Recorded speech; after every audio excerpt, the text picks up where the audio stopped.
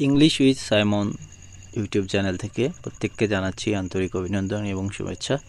সম্মানিত শিক্ষক বৃন্দ, আপনাদের অবগতির জন্য জানাচ্ছি যে ফেব্রুয়ারি মাসের বেতন এবং ঈদুল ফিতরের উৎসব ভাতা আলাদা আলাদা সময়ে পাওয়া যাবে জানিয়েছেন মাউসি ডিজি। চলুন দেখে নেওয়া যাক মাউসি ডিজি কী বলেছেন। দ্য ডেইলি ক্যাম্পাসের একটা নিউজ অনুসারে আজকের নিউজ এটা। বেসরকারি স্কুল কলেজে কর্মরত এমপিওভুক্ত শিক্ষক কর্মচারীদের ফেব্রুয়ারি মাসের বেতন ও উৎসব ভাতা আলাদা আলাদা দেওয়ার সিদ্ধান্ত নেওয়া হয়েছে। তাদের বেতন ভাতা দেওয়ার বিষয়টির রূপরেখা তৈরি করেছে মাধ্যমিক উচ্চশিক্ষা অধিদপ্তর মাউসির education management information system EMIS sell.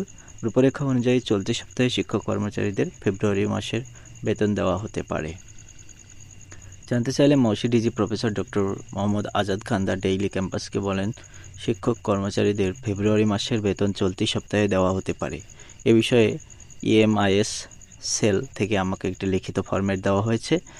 প্রথম থেকে 15তম ধাপের বেতন চলতি সপ্তাহে ছাড় করা হতে পারে। আগামী 20 মার্চের মধ্যে তারা বেতন পেতে পারেন।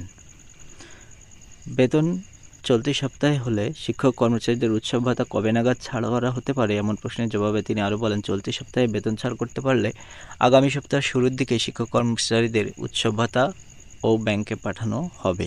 খুব সম্ভবত 22 মার্চের পর তারা উৎসব ভাতা পেতে পারেন। বেসরকারি শিক্ষকরা 3,125 টাকা উৎসব ভাতা পান। এই অর্থ দিয়ে তারা কার জন্য কেনাকাটা করবেন?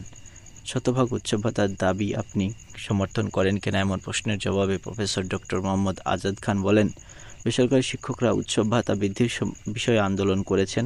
তাদের আন্দোলনের প্রেক্ষিতে সরকার ভাতা বৃদ্ধির কথা বলেছে। এখন কত টাকা বাড়াবে সেটি সরকার ভালো বলতে পারবে, তবে শিক্ষকদের ভাতা বাড়ানো উচিত। ধন্যবাদ সবাইকে। জানতে পারলেন আপনারা কবে উৎসব ভাতা এবং কবে ফেব্রুয়ারি মাসের বেতন পাওয়া হবে। আশা করছি আপনারা চ্যানেলের সাথেই থাকবেন এবং আপডেট নিউজ পাওয়ার জন্য চ্যানেলটি সাবস্ক্রাইব করবেন। ধন্যবাদ সবাইকে। আসসালামু আলাইকুম।